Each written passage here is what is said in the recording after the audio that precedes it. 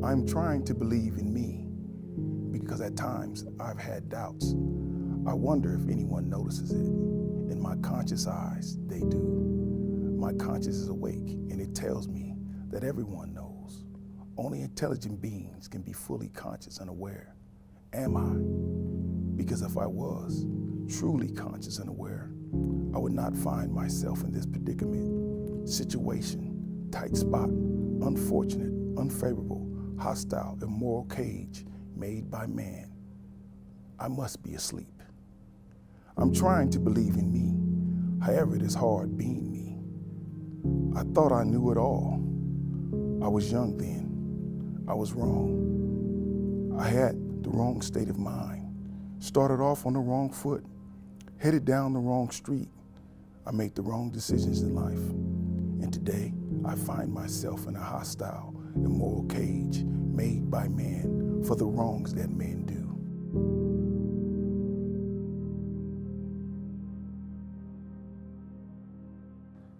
In California, there's about 5,700, 800 men and women serving life without the possibility of parole. Around the country, there's about 60,000 men and women serving life without the possibility of parole. In the entire world, everywhere else, there's probably a few hundred. I think the worst part of life without the possibility of parole is that what it ultimately really does is it takes away hope of change. It says you can't change, it doesn't matter what you do. You could be walking on water across the yard, but you still have life without parole, you're still gonna die in prison. After some years of being in prison, you start thinking, what is it that I can do to better myself? I think maybe 2002, 3, my father passed. And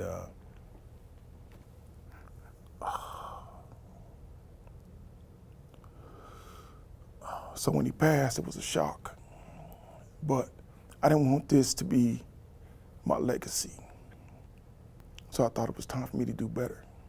It wasn't until my 12th year in prison that I decided to change, because everything felt so numb.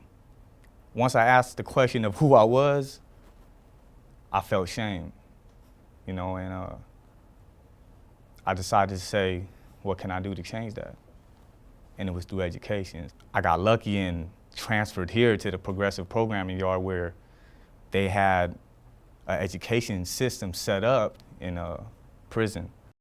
When we first started in there, I didn't even have a classroom. I was teaching in the housing unit or on the yard, you know, with guys doing pull-ups around me and stuff like that.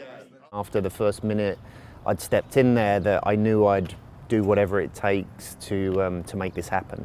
Most of us did not believe that would ever happen, you know, in this type of setting, especially for many of us that are sentenced to life.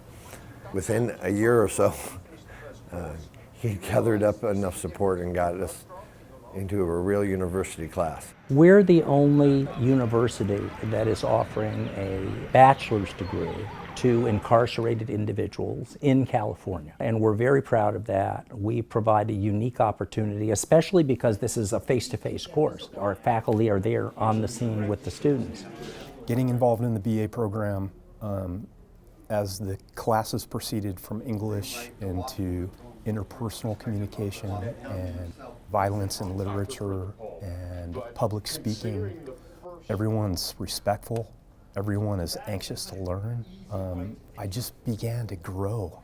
We're going to graduate together and we're going to make this happen. So congratulations. When you see these men and you realize how hard that they want to work and how much they believe in getting an education, I think that we are really the right university to be doing it.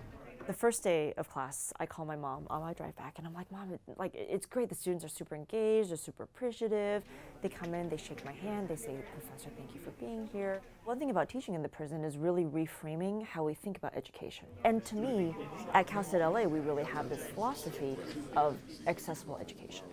If you notice where prisons are in California, they're tucked away in the middle of deserts, they're tucked out in the middle of nowhere. We very literally take people and put them in an invisible space where no one sees them. It is a long drive, and doing that once a week can be really tiring. but I think absolutely worth it. Initially when we set this up, and one of the ways we pitched it was that the students here would be mentoring the incarcerated students, and actually almost to the person it turns out to be the other way. Dear Daisy, good morning. I hope this letter finds you in the best of conditions. Your letter was mind-blowing, to say the least. I can tell a lot about someone's character through writing them. I'm not sure how. It may be a gift or just the vibe. Whatever it is, my first response was, oh yeah, she's the real deal for sure.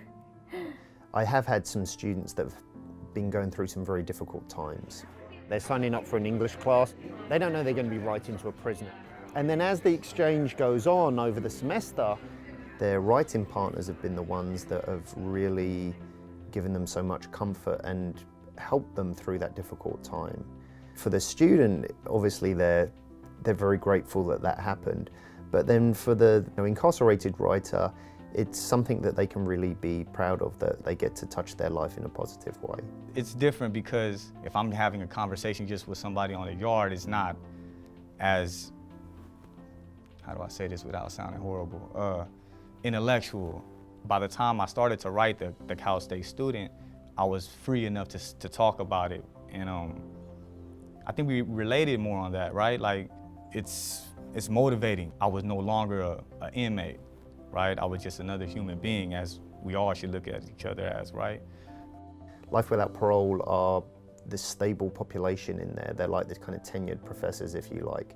So if you educate that population, when the young kids are coming into the yard, they're developing a culture from the elders. Because when they see an inmate that's serving life without parole, trying to get his education, it gives these other guys that have dates to say, man, like, if he's doing it, I'm getting out. So I need to get my stuff together so I can go be a productive member of society. Most of our papers and things that we write to the kids about what we've been through. Because I can say to a kid, look, I've been down 30 years. Don't take this road. This is not the road you want to be on. I would speak to my family about education. I can hear in their voice the positive response that's coming from them, and it just encouraged me from there. From my nephews wanting to continue education to my sister even thinking of going back to school. I've caused a lot of pain in my family's lives and so many people's lives. So these are moments for me to kind of maybe bring some joy. I love it. I love the program. I think it should be in every prison. I think it should be a requirement. You know, the public has no idea how much education actually changed the mentality of inmates. I'm being able to communicate with my daughter, be able to write her letters. You usually feel so worthless in here. To do something positive and to be an actual father to her and give her something to be proud of, does wonders for me.